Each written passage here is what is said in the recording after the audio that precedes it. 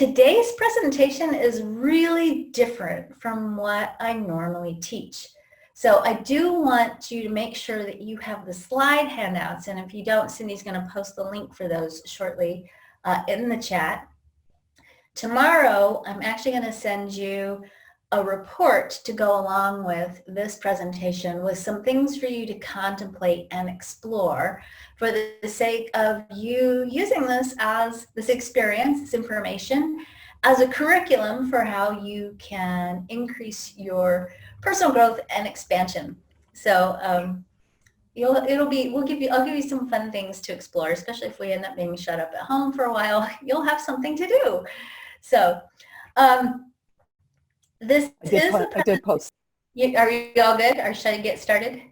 Yes, and we do have now 60 attendees, so hopefully people are joining us from when they would have been joining us on Facebook. Perfect. All right, well, good. I'll start over. Hi, you guys. Welcome. I'm so glad to be talking after being in bed and quite ill for quite a while, which is really unusual for me because I probably am sick maybe every 4 years. So I guess this is my leap year of sickness. So I'm excited to be back. I'm excited to be talking about what we're going to be talking about. And I really just was going to preface this whole presentation by saying this is a little bit different than what we normally talk about. And I want you to know that I'm going to get a little bit technical, and I'm going to be walking this really fine line between being really technical and also keeping it super simple. I know that whenever we do the Quantum Alignment Show, we talk about human design for people who are at different levels of understanding, and I don't want to overwhelm those of you who are just getting introduced to human design, and we've had so many new people in human design lately. And for those of you who are more advanced in human design, be patient and know that I'm giving you seeds, and you all know where to go explore and ways to find deeper information about what we're going to talk about today. Our topic today is the coronavirus, the cross of the sleeping phoenix, and 2027. And again, for those of you who are new to human design, built into the mythology of human design is the understanding that the chart itself, as we know it, is in the process of changing. It is evolving. We're in literally a shift, and part of that shift is a shift in our energy field. And the nature of how our chart is changing is a whole nother quantum alignment show. And it's a quantum alignment show that I've done a couple of times about how the chart is changing. So I'm not going to cover that part today because there's a lot of information, and I have a lot of other information to share with you today. There's just a lot to talk about. I want to talk to you today in particular. I want to talk to you about global cycles and kind of a different point of view of what's up on the planet. And one of the things I really want you to understand is that when we look at astrology, or when we look at human design, which is of course got an astrological component, we're oftentimes looking at cycles within cycles within cycles. We have our own personal cycles. We have micro cycles with the transits, that the energies of the transits bring us. We have annual cycles. We have planetary cycles. And then we have, bigger cycles that influence the nature of our evolution.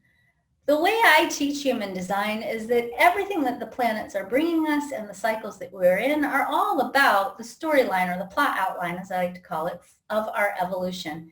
And we are in the midst of a big change in what we call global cycles, in addition to lots of other stuff that's going on.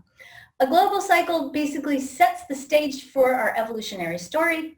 It's kind of the background theme that humanity has to master as part of our evolution. So we're coming out of a cycle, and each cycle, by the way, has its own incarnation cross. You all have your own incarnation crosses. When you look at your chart, you'll see on your chart your incarnation cross. I want to throw this out here. You know that I'm a big stickler for vocabulary and the language that we use in human design. For many of you, I'm not a huge fan of the names of your crosses. Don't fall in love with the name of your cross. Don't try to understand what your cross means based on the name. The names, I'd find, don't really correlate well to what your incarnation cross is about. So let's not go down that rabbit hole. I'm just saying, If you hate the name of your cross, don't panic. It probably doesn't mean much about who you really are and what your purpose is. Each global cycle also has its own incarnation cross. We are at the end of a cycle that is rooted in the incarnation cross of planning, which started in 1615 and ends in 2027. The incarnation cross of planning has built into it four gates, one channel. It has the gate 16, the gate 9, the gate 40, and the gate 37. Now, people are going to start asking me, because I know people always ask me this, well, what if this is my incarnation cross? Remember that your personal story is a story within a story, okay? So you can have this same incarnation cross and you can go, cool, I'm helping the planet as it goes through this version of this same theme. The bottom line is we're all helping the planet live this cross, and we are all being influenced by the energy of this cross, and it has certainly influenced humanity over the last, 400 years, if I'm doing the math right, Cindy?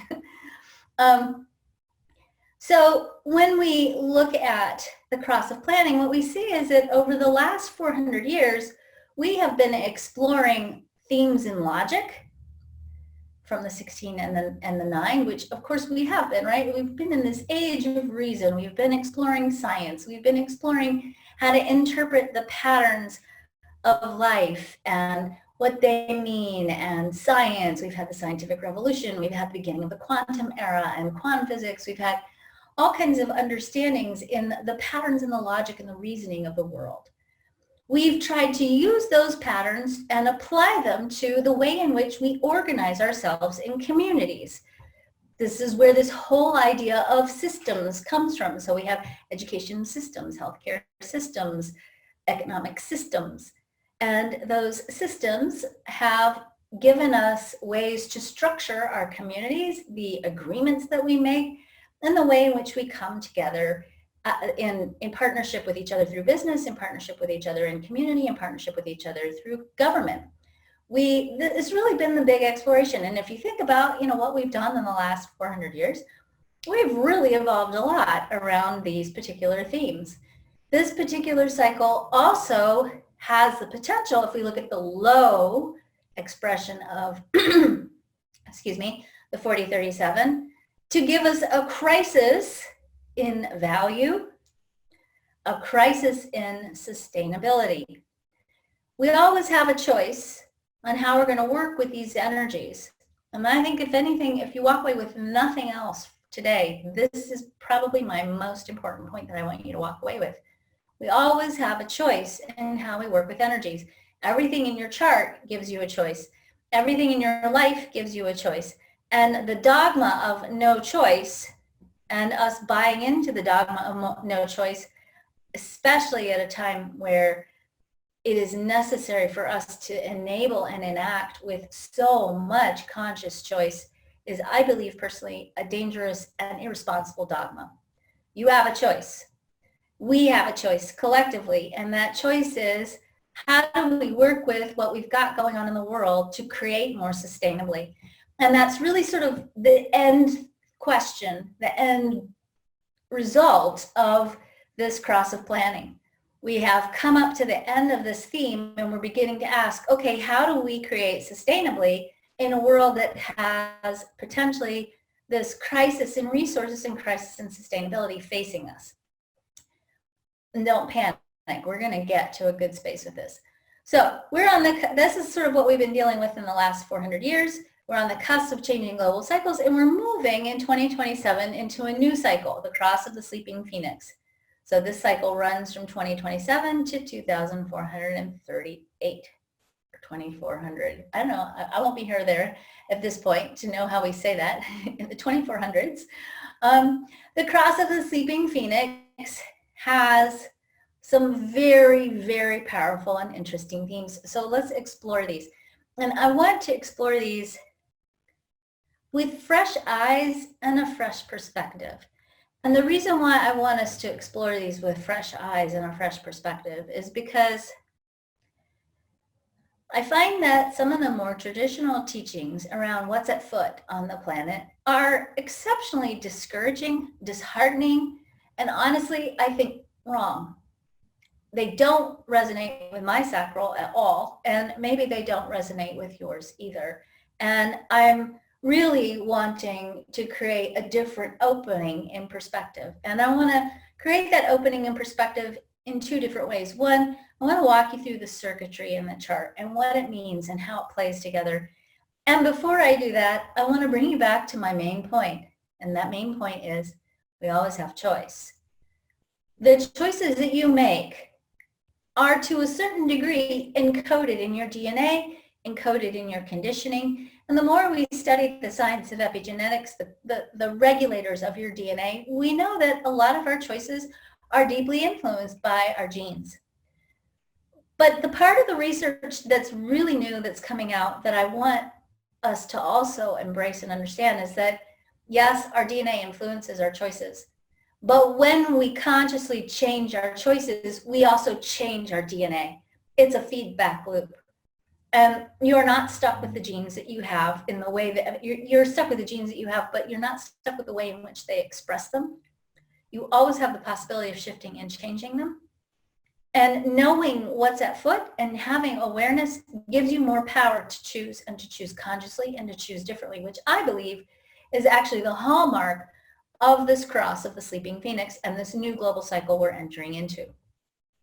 So before I can break down the cross of the sleeping phoenix, I want to break down just a brief overview of the circuits in human design. Now, for all, just in the name of keeping it easy and not overwhelming and confusing people, again, you have the handouts of these, hopefully. You can look at these. Cindy, we might need to repost the link because people are joining a little bit later. Thank you. Of course you have, because you're perfect. So there are three kinds of major circuits in human design, and there are sub-circuits within these three major circuits. But I want to explore just a gross overview of each of these circuits, and I'm keeping them with the traditional name. For those of you who are my more advanced students, you know that I have renamed these circuits. Individual circuitry is what we call mutative. It is a circuitry that is about bringing change to others.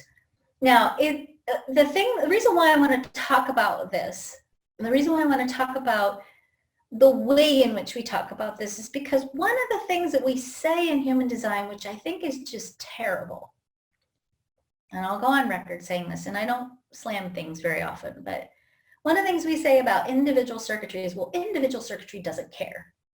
And I think it has created this mythology around individuality that's sort of like, screw you, I'm going to go do my own thing, and I don't care how that impacts you or not. And I find that to be, first of all, an expression of individuality that I have never encountered in my clients. I have never encountered a person with a lot of individual circuitry or extreme amounts of individual circuitry in their chart who's like, I don't care. I'm going to do my own thing. I don't care. Caring is a very specific kind of energy, and it has a very specific place in the chart. But please look at this circuitry. The individual circuit contains every single center in the chart, including the heart, including the will, which is the place where we serve something greater than ourselves individually. It's got the sacral, so it has sustainable energy for taking care of. It is human nature. And let me just add, it's also animal nature, because I'll get emails about this later. To care, to love. If you don't get love, no matter what your design, if you're a small child and you don't get loved, you don't grow up healthy. Okay? Everyone loves. It's just the way in which they express it is going to be different.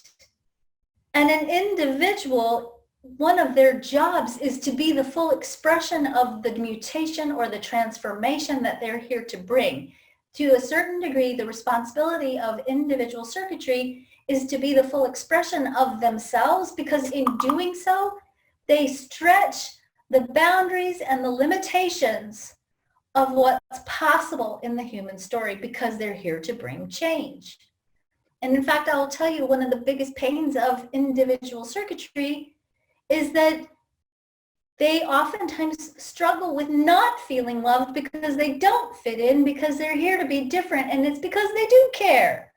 So let's stop saying that individual circuitry is like, I'm going to do my own thing, screw you. That's not it. Individual circuitry brings change. Everybody loves. Boom, basta fini, all right? Tribal circuitry actually does have caring as part of its theme. Okay, tribal circuitry is the energy of family, friends, community, and actually this is what part of what we are moving out of, but not abandoning in the new global cycle.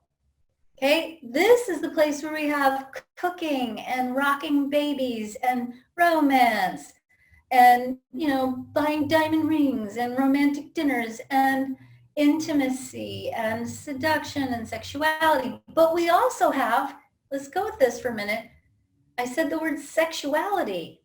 Yes, that's sex, but that's also all the other stuff associated with it, like having babies and making money or creating resources so that your babies can live to adulthood with good lives that have education and support and protection.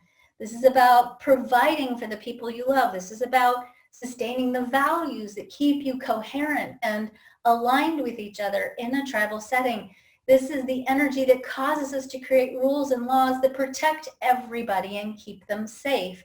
So that's a part of how an element of the circuitry. Individuality is actually designed to change tribal circuitry when it's appropriate, to evolve it, because tribal circuitry isn't going to evolve. It likes to keep things the same because this is the way we've always done it. And the reason why it doesn't like to change that much is because there's responsibility built into this circuit. And you don't want to make a change unless you know for sure it's the right thing to do, because you're constantly looking at how is this going to impact the people I love. So you don't embrace change quickly because you want to make sure that if you do, this is change that's going to not only benefit yourself, but everyone else. There's an irony in tribal circuitry, and I love it so much because the ego lives in tribal circuitry. The will center, which is sometimes called the ego, is embedded in tribal circuitry, which means one of the things that we are here to learn to ultimately choose is to use the personal expression of who we are in service to the tribe, in service to others. We are here to serve. And many of us might think, oh, that's not, you know, oh, I don't want to. I'm not saying martyr yourself. I'm not saying be codependent, but our lives get richer and better when we have meaning. And one of the ways in which we derive meaning is to care for one another. Go read Man's Search for Meaning, Viktor Frankl, who was a projector, by the way. Collective circuitry is the third kind of circuitry, and this is the circuitry that is involved with ways of predicting the future and ways of understanding the past. And from those understandings and predictions, we create structures, big structures that sustain and take care of us. This is the template for the possibility of the human story. But as I said, most importantly, it's the way in which we understand the past, and it helps us predict the future so that we can make bigger collective decisions about where we're headed as a species. Okay. All right, now let's go back to integration circuit. Integration circuit is a sub-circuit of individuality. So there are 3 sub-circuits in individuality. Integration is one of those sub-circuits. When we look at the 3420, which is part of the cross of the sleeping phoenix, this is a channel that is found in integration circuitry. Ra used to teach that integration circuitry is the circuitry that makes us human. Just file that away because I'm going to come back to that in a minute.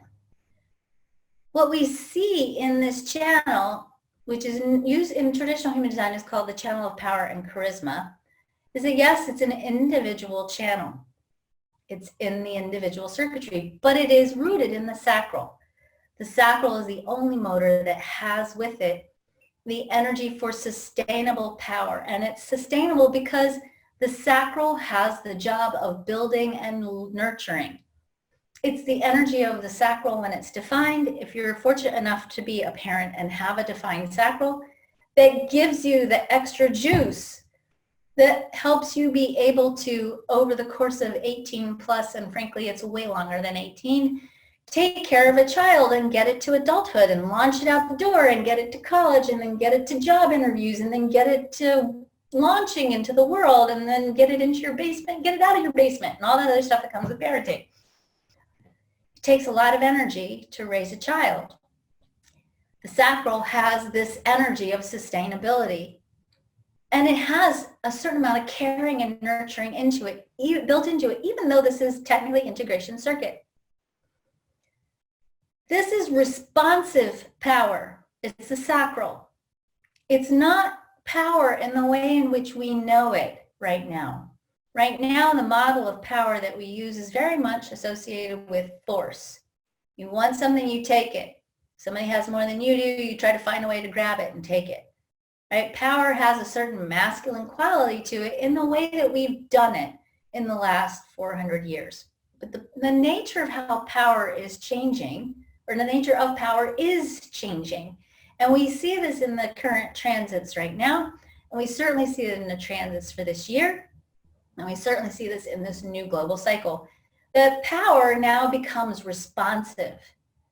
That the nature of how we use our power is in response. And because it's in response to what is needed. And it's regulated by the 20, the gate 20, which is the gate on the throat. That's the gate of divine timing. This is where patience lives in the chart. The 3420 says, I'm going to take stock of what's necessary out here. I'm going to feel my way into it through my sacral. I'm going to respond to what's needed for this greater good of the whole, right?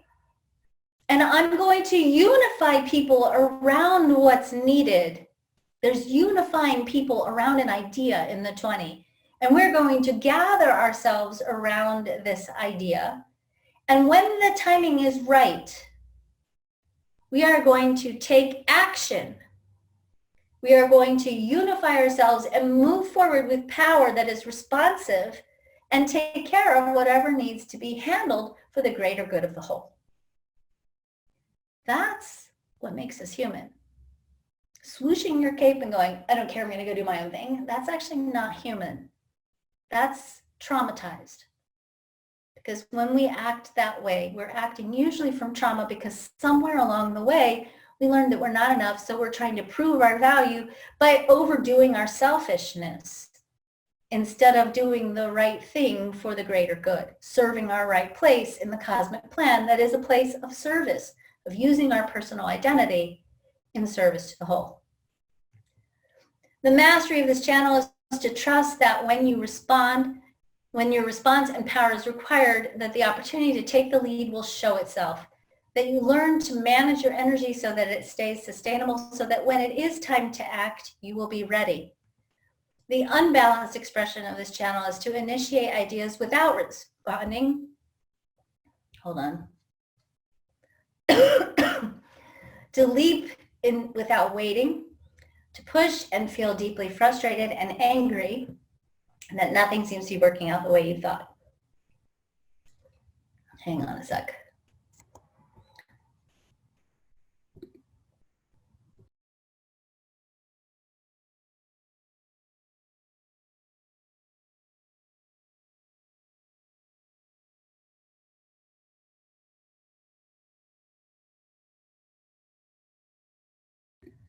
Okay, starting over. All right.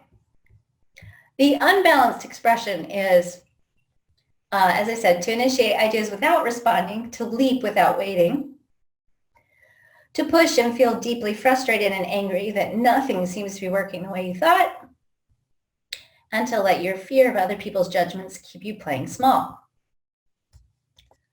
Your role here, our job,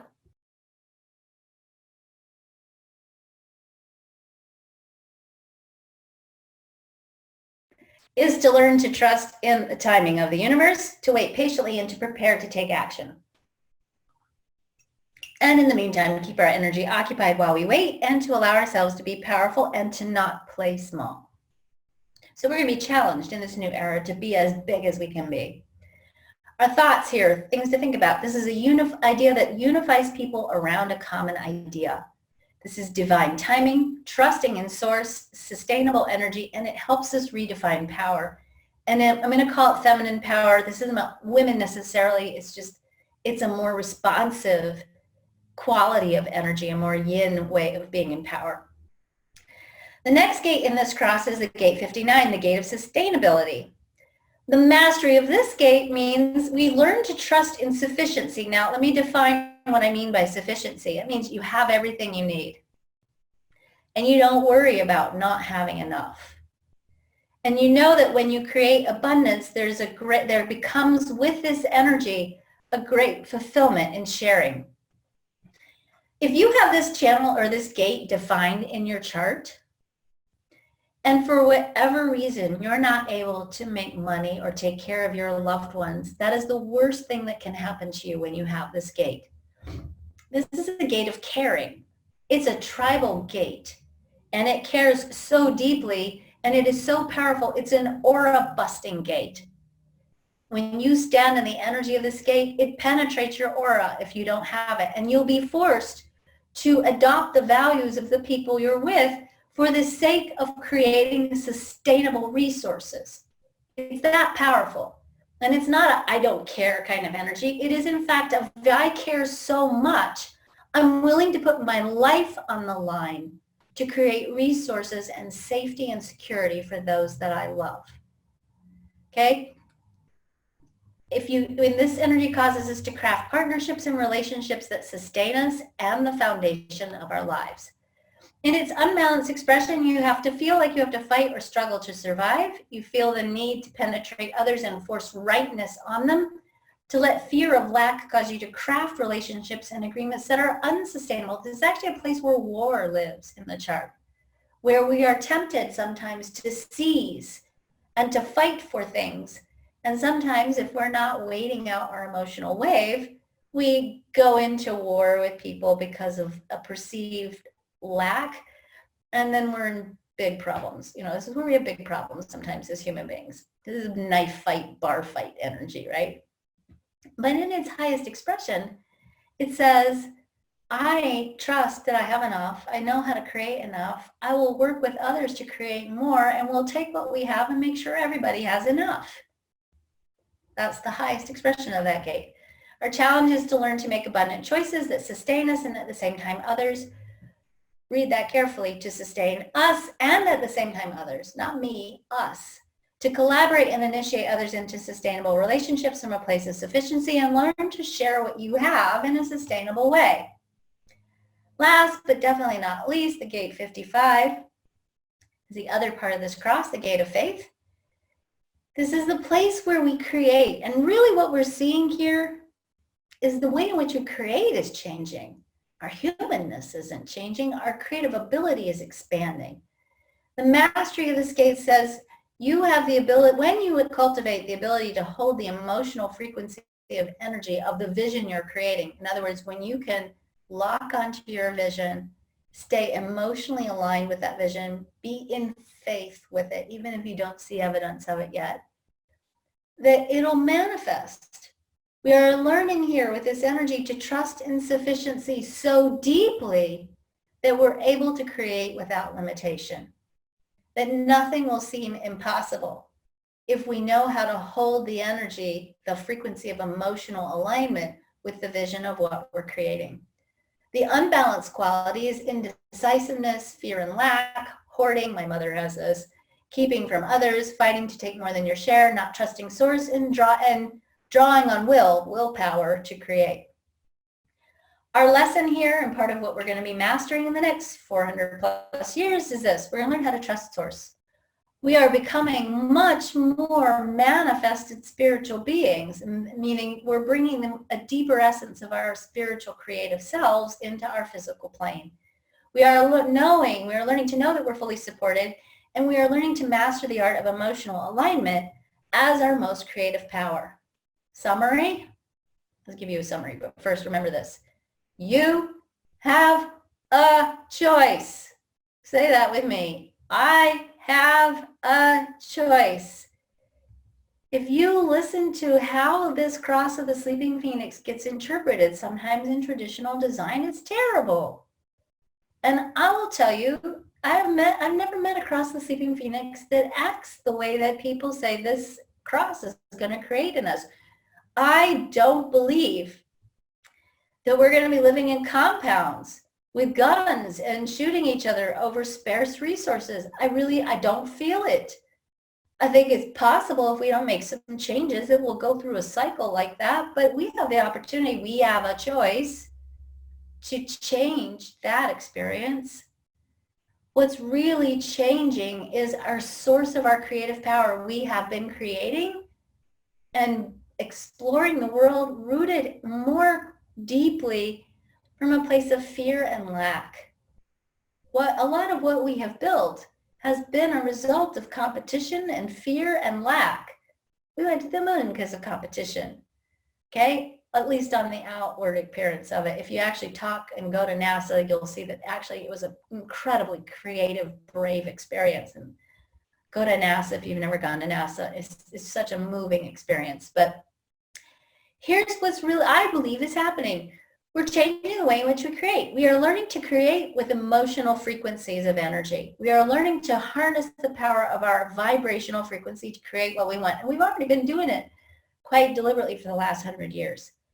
We are redefining what is power and our way we use power.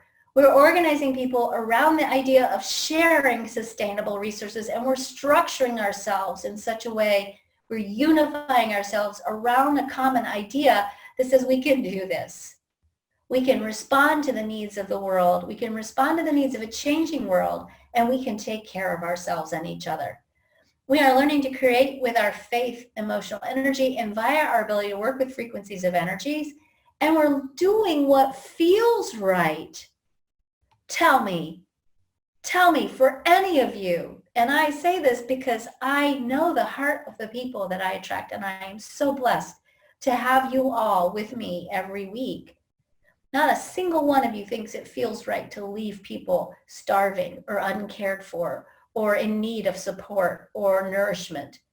There's not a single one of you on this call or anyone who's listening to the recording who feels that way, because we know it's not right. It doesn't feel right to us because that's not human. That's not human. And I'll tell you, and I'm not trying to be nasty here, but I don't even think my dog would do that. You know, when my other dog who passed away last year got sick, the dog that I had was so upset. He sat with him for almost 2 weeks, kissing him constantly, tending to him constantly. When I've been sick, my dogs have been with me the whole time, utterly distraught that I'm not feeling well. Because it doesn't feel right for them to abandon me in my bedroom. Although I wish they would have, because they're very fluffy and they got their hair all over my blanket. What's not changing is the heart of who we are. The G center doesn't change.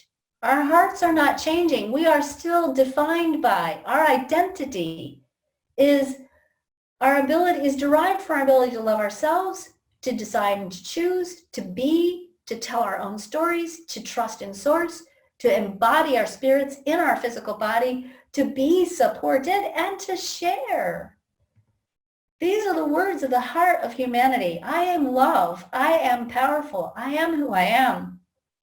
I am forgiving, I am serving, I am vital, I am supported, I am compassionate. This isn't changing anybody. This isn't changing. This is who we are. The way we're going to express it will change. Our power will increase. Our creativity is expanding. Our ability to find the elegant solutions facing humanity is growing. Our ability to break old patterns and find new ways of being is coming. But the heart of humanity is not changing. This is what makes us human. All right, let's talk now about the coronavirus. Now, I'm going to zip through this kind of quickly. And I want you to know that tomorrow I'm going to give you this in a little bit of a different format as kind of a workbook that you can play with. But I want to invite you to just explore this for now. because I want you to really see, at least get a different perspective on what's going on. As I said, I've been sick for a while now, so I have spent a lot of time in social media, and it is not a healthy place. So first thing I'm going to say for all of you is get off social media after today. Let's talk about the coronavirus. The coronavirus is an effect or a symptom. It's not a cause. So I really want you to get that it's not an inevitable thing that's happening to us that's part of our evolution. This is a symptom or an effect of choices that we've been making collectively, not you guys personally. In fact, I kind of think that because we have been working so hard, we have created a virus that at least doesn't impact children, which is pretty awesome in my world. Okay? It's an effect, not a cause. Ra teaches that epidemics begin when the sun is in the 44 in line 4, which would put this epidemic as starting around November 3rd to 4th in 2019, which timing-wise makes about sense. This is the design of the inception of the epidemic, and every event, including your birth, including your marriages, including the beginning of a country, including when you file your LLC papers, every event has a design just like you do. So this is the design of the beginning of the pandemic.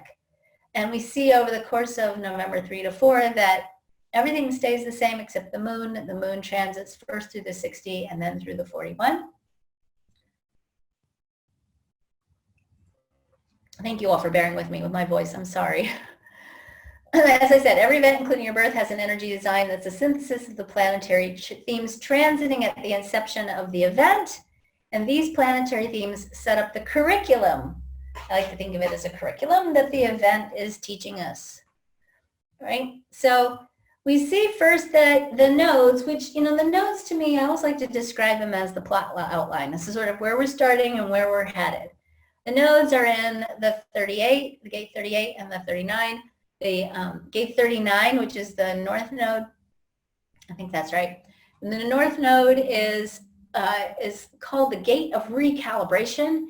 It's the energy that takes stock of what's going on around us and gives us the opportunity to go, oh, wait, time out, pause. I don't want to react this way. I want to get deliberate and conscious with my choices. I want to experience and explore with my energy field how I'd like to be feeling in this circumstance. So right now, at the beginning of this pandemic, many of us are afraid, and justifiably so, I believe. There's a lot of stuff going on that we need to be mindful of and be aware of.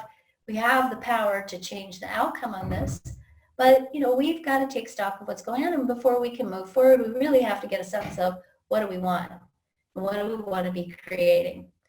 The south node, the south 39 is the south node, the north node is the 38. The north node, the 38, is called the gate of the visionary. And this is really the ability to hold on to a vision that has been cultivated through our own struggles, through our own adventures, that's shown us what's truly valuable. And I think, what we're really seeing is both of these energies are transformative or individual energies, which basically says that we're not going to be the same as we are now when this is done. We're going to be pretty transformed. And honestly, because I think this experience is forcing us to really explore what we consider to be truly valuable, this experience is going to really encourage us to reevaluate our vision for what we're creating. One of my students is in Venice, and I had a Facebook conversation with her this morning, and she said, yes, it's terrible in Italy right now, what's happening. And she said, but for most part, we're okay. And we are all embracing the idea that life is beautiful, and maybe we don't need as much as we thought we did. And it's pretty simple to just all be hanging out together at home.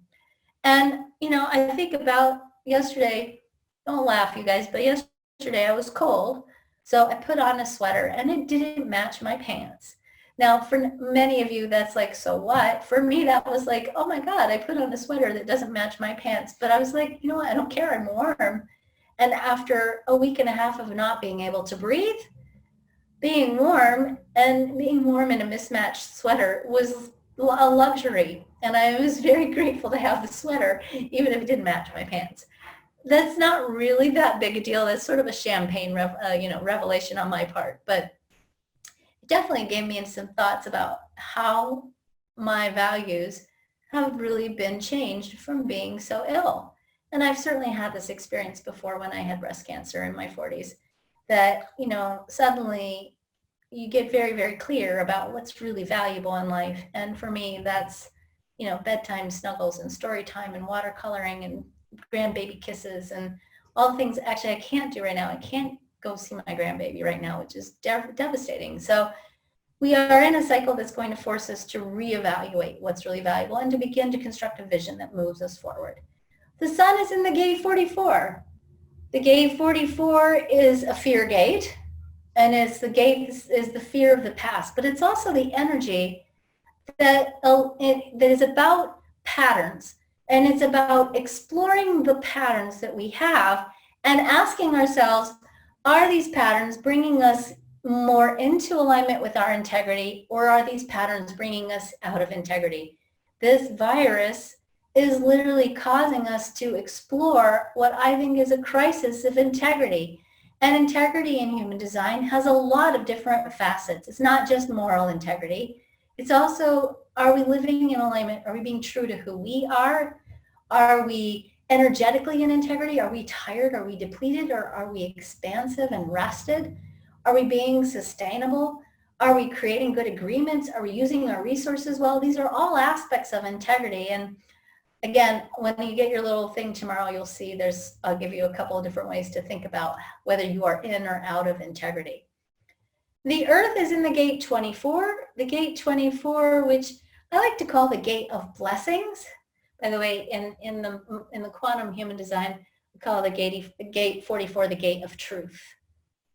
Okay, it's the gate of truth. And it is kind of a place where we all have an internal BS detector, this gate 44.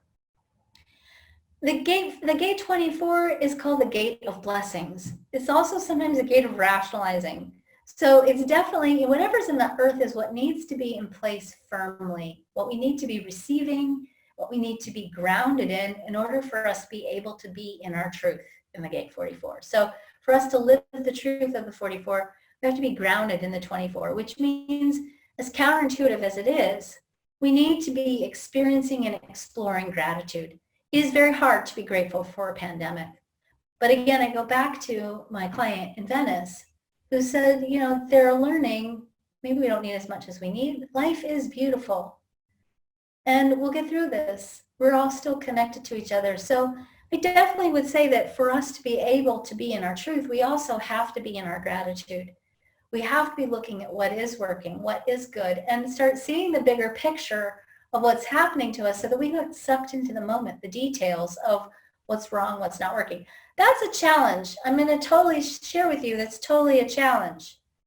It took me until the day before yesterday to get back to meditating on wellness after being sick for a week and a half because, for me, I was so sick that, Maslow's hierarchy of needs, I was like, I don't care if spirit talks to me or not. I just want to get some sleep and stay warm, right?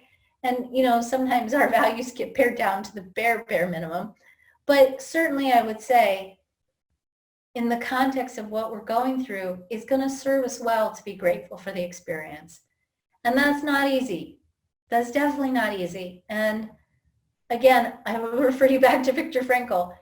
You've got to find the bigger meaning and the bigger purpose in those places of gratitude within the chaos as a way of finding our truth and finding the truth and being able to move ourselves forward with a deeper sense of integrity and a greater sense of alignment with our value. The moon starts in the gate 60 and moves to the gate 41. The 60 is also a place where we have gratitude in the chart. The gate 60 is the gate of conservation. It says, before I throw the baby out with the bathwater, I need to look at what do I want to keep. It invites us to explore what is working. What are the blessings? What is the good stuff? We can't innovate because the electromagnetic to the 60 is the gate 3, which is the gate of innovation. We cannot innovate a situation we hate. You cannot change a situation you hate. So if we don't find what is working and focus our energy on that, we're not going to be able to transform ourselves through this experience. With the 60 moving to the 41, we see that when we take stock of what is working and what is good, in response to that, we begin to imagine and explore how we can grow what is working, how we can expand upon the goodness and not focus so much on the things that are painful or scary or disempowering. Mercury's in the 14. This is a very interesting one. The 14, the gate 14 is called the gate of creation. This is a place where money lives. And actually on November the 3rd and the 4th, it's in the third line, which is like where big money lives in the chart. And it is the only place in the chart where we work for money. This is the energy of working and the energy of money. So I'm not surprised that we've seen some of the financial disruption that we've seen. And I think we're going to continue to see that. And that's not meant as a scary thing. That's meant we're being given an opportunity to reevaluate the role of work in our lives. And is it keeping us in or out of integrity? We're going to be exploring the role of our resources and how we create resources. And are we doing it in a way that increases or decreases our integrity? And the way in which we work itself is probably going to change. And I don't know if you've been following along, as I said, I've been on Facebook a lot, people are starting to work from home, which for some people is a new thing. As a diehard introvert, I've actually been working at home all my adult life. But for some people, that is a new thing. So one of the things, just to put this in your head, one of the things that my business partner, Michelle Vandepass, and I have decided to do is we've created a virtual co-working space, which is an online co-working space. We're not done with it yet, but we'll be putting it out there next week. We'll have a Facebook group. It's going to be totally free.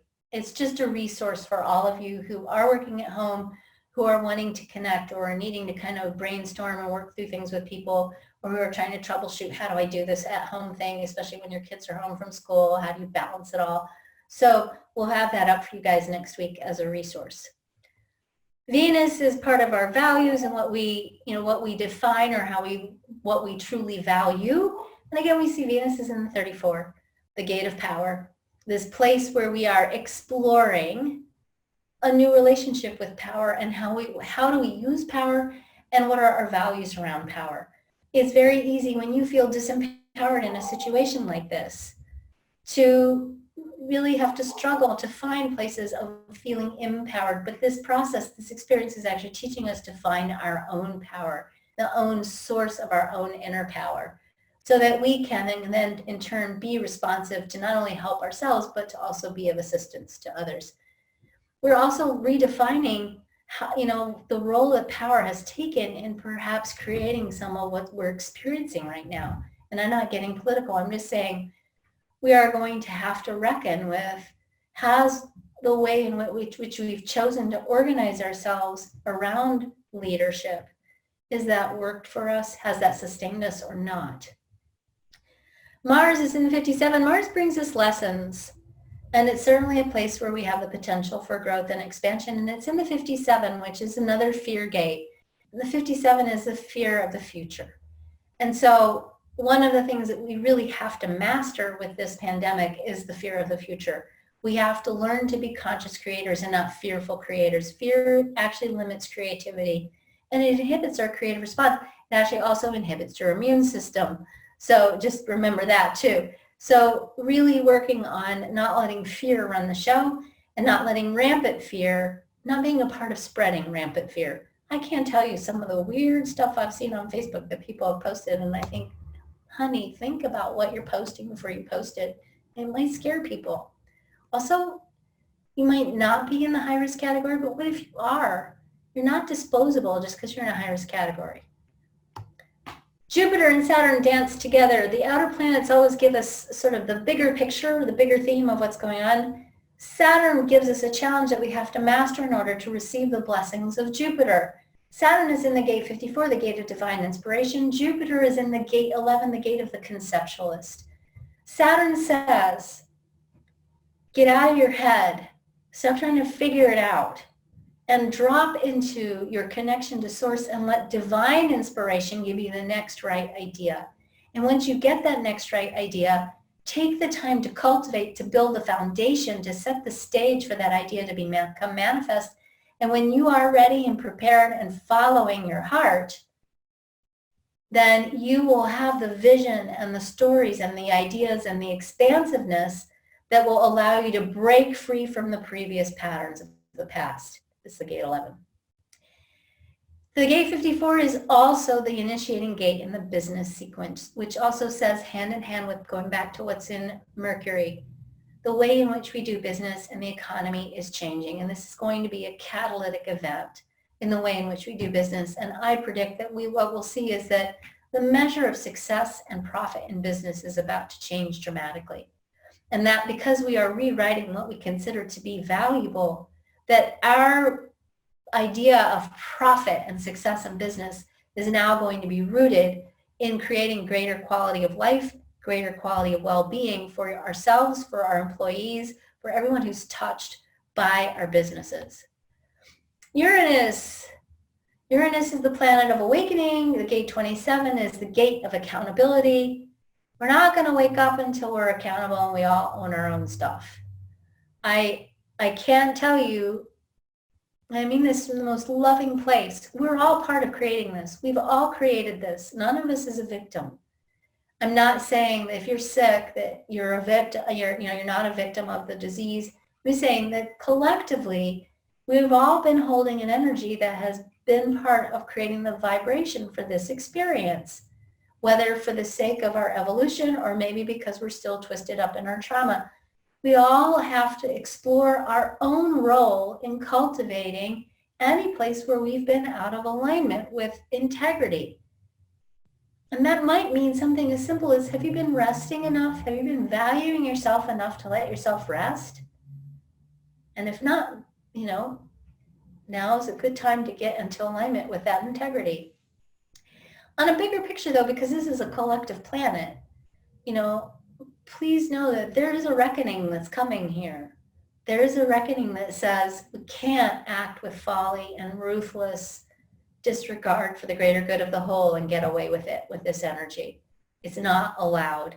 And we need to all be mindful of or be aware that there will be a bill to pay at the end of this experience if people are not being held accountable and responsible for what they're creating.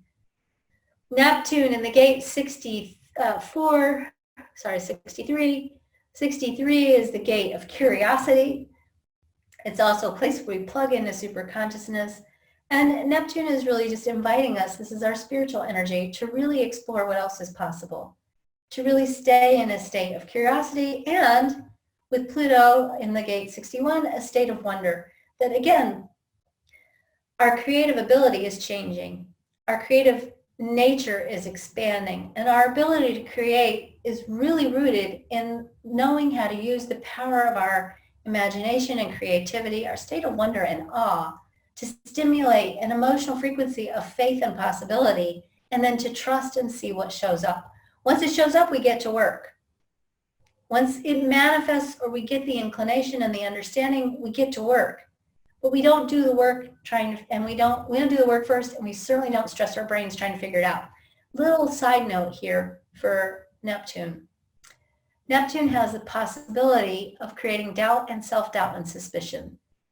I would love to encourage us all to stay in a place of self-trust, which means stay connected to your own inner wisdom and to not be so fast to distrust each other. And Pluto wants to know why. And maybe the why is something we table and figure out in hindsight, because sometimes it's not the right question, because sometimes the question why leads to either rationalizing or blaming. We'll know why. There's a bigger story unfolding here, and we might not know what it is for a while, and it's okay. Don't get lost in the why. Instead, get lost in the awe. Get lost in the wonder. Make sure that in this whole process, you stay engaged with your own sacred creativity. Chiron is a planet of healing, or the wounded healer. It brings us actually the potential for our healing. What we have to master with Chiron is where miracles live in the chart. Chiron says that when I'm emotionally aligned with what I want to create in the world, then I can have the experience that changes the nature of the story of humanity. I can have an experience that completely defies the odds, that breaks the pattern, that breaks the expectations, and that when I stay in a place of wonder and awe and creative power, when I stay in a state of faith, when I know what's really valuable and I hold a vision of aligning the world around what's truly precious in the world, and I have the faith that it can happen, then I will create experiences that defy the odds and are manifestations of what I have faith in. This is an energy that causes us to push beyond the limitations of our previous experiences and to create something completely new. Leaving us, and I know I'm running about 1 minute over, so hang on a second. Leaving us with this in conclusion. What do we need to do right now? There's 3 things. Ready? This is the second most important thing I want you to walk away with, other than you have a choice. Number 1, your most important job right now is to heal, clear, decondition, and align. Get anything that's keeping you out of integrity with yourself or each other or the world or your resources. Get it handled.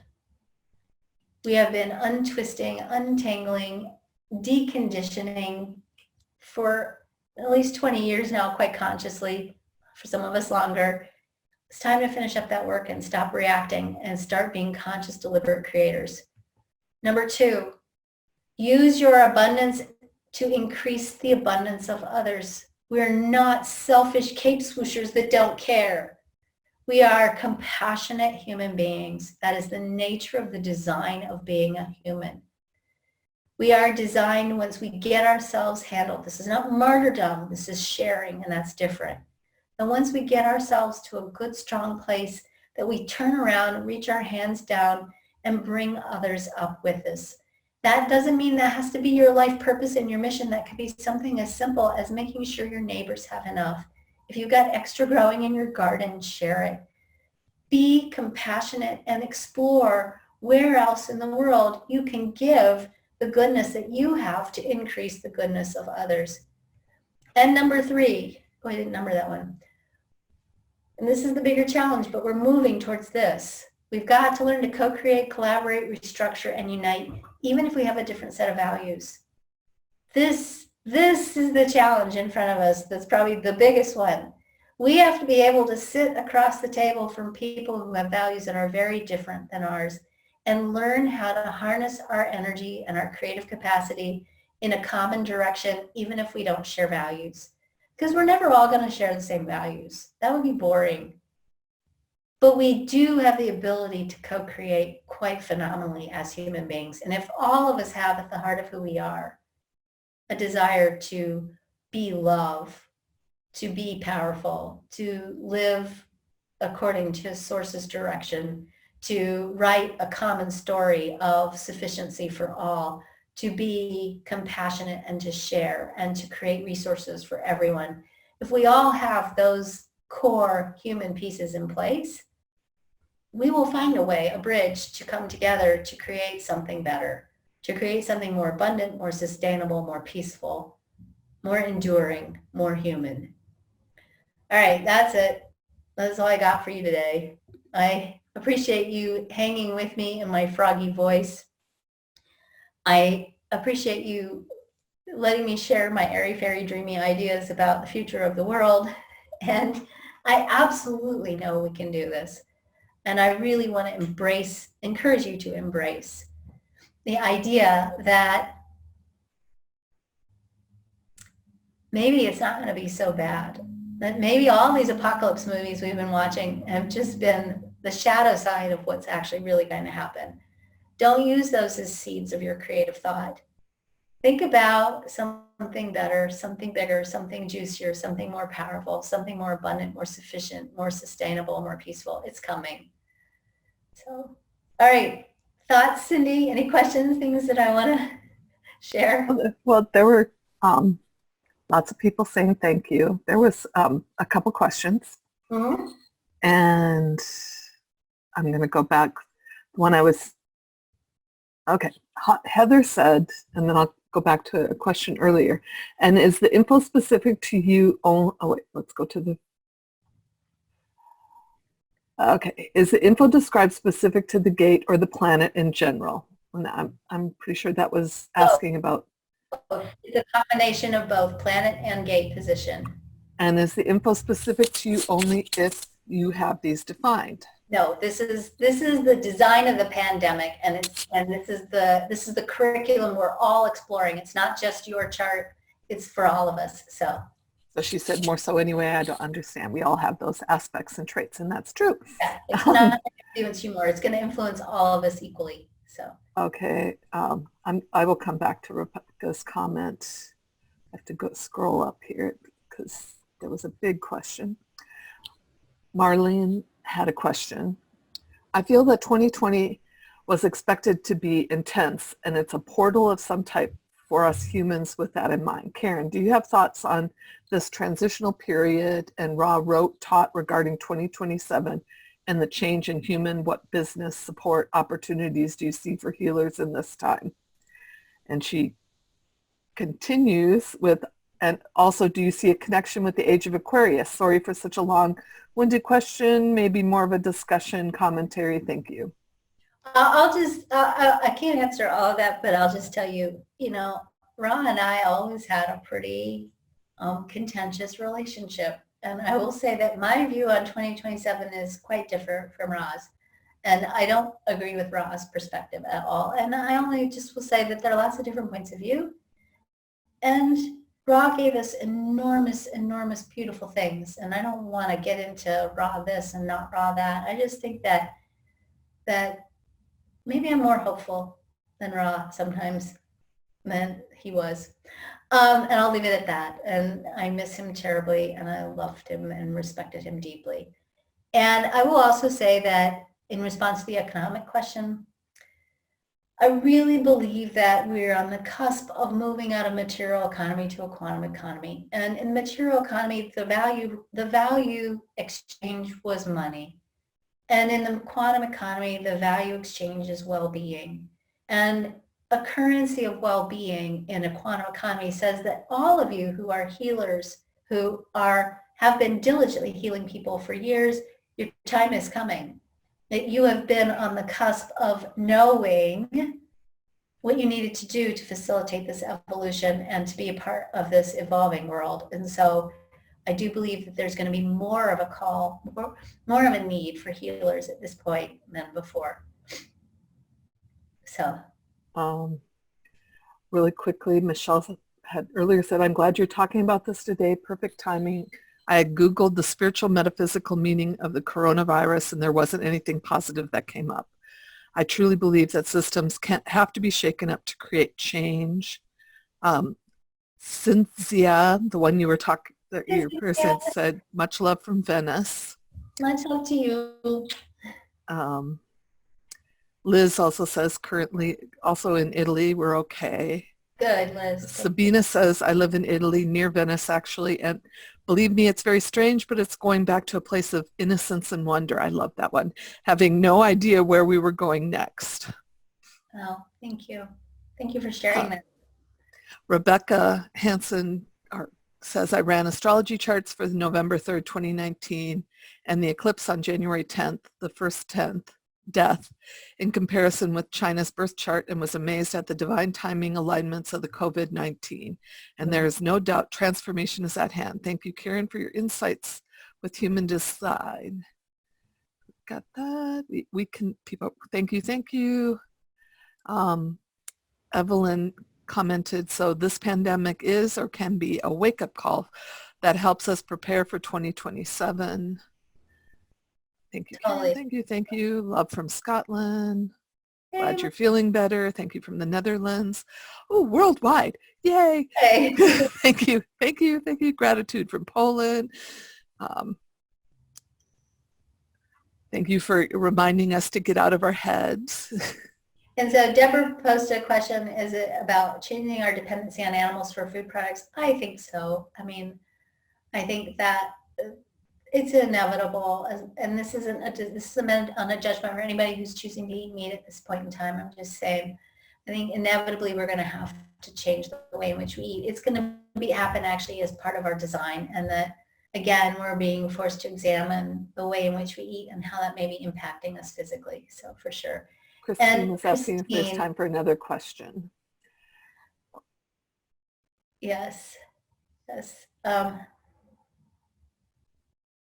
Okay, all these There it is. questions. My husband is a cross of tension. My husband is a cross of tension and wants to prepare with stock supply of foods, even though he has faith and knows it isn't necessary.